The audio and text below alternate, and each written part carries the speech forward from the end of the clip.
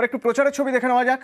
সুদীপ বন্দ্যোপাধ্যায় কলকাতা উত্তরের তৃণমূল প্রার্থী শিব মন্দিরে পুজো দিয়ে প্রচার শুরু করলেন।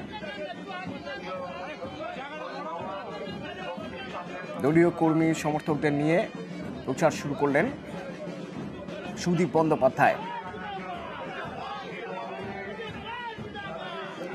কেমন ছিল সেই প্রচারের ছবি, কোন কোন জায়গায় গেলেন, তার সঙ্গে কারা ছিলেন, কিরকম সাড়া পাচ্ছেন, বিশ্বজিৎ প্রতিনিধি আমার সঙ্গে রয়েছেন, সরাসরি বলতে পারবেন বিশ্বজিৎ?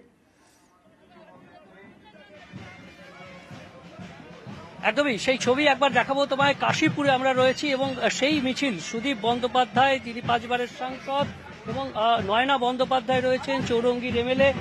সেই সামনে নয়না বন্দ্যোপাধ্যায় রয়েছেন চৌরঙ্গীর এমএলএ, এবং তার সঙ্গে এই যে বিশাল প্রমীলা বাহিনী রয়েছে, এবং একই সঙ্গে আমরা দেখছি যে সেই প্রচার চলছে।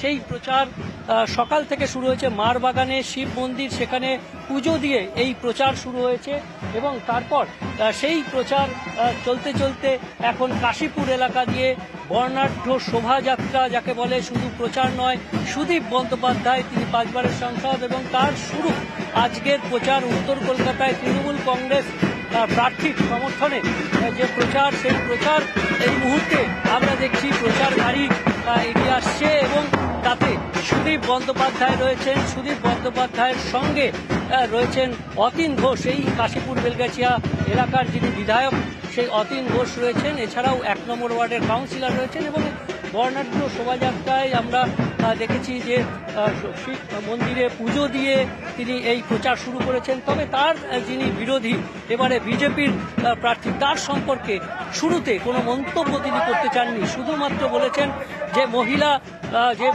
ভোট, সেই ভোট প্রয়োজন, কারণ মমতা বন্দ্যোপাধ্যায় তিনি এই প্রচারে তিনি আমরা দেখছি যে মমতা বন্দ্যোপাধ্যায় একমাত্র, সুদীপ বন্দ্যোপাধ্যায় বলেছেন মমতা তাই বিশ্বজিৎ, মহিলা ভোট ফ্যাক্টর হয়ে যেতে পারে লক্ষ্মীর ভান্ডার 500 থেকে 1000 হয়ে যাওয়া।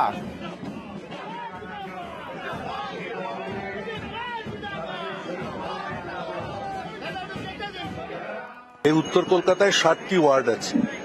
এই 60টি ওয়ার্ডের মধ্যে 56টি ওয়ার্ডে তৃণমূল কংগ্রেসের কাউন্সিলর আছে, 3টিতে আছে বিজেপি, 1টিতে আছে কংগ্রেস।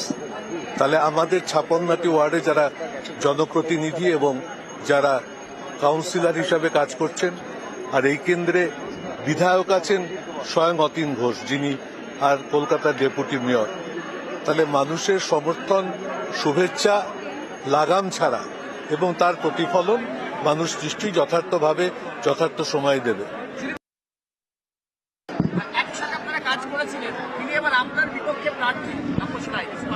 No comments.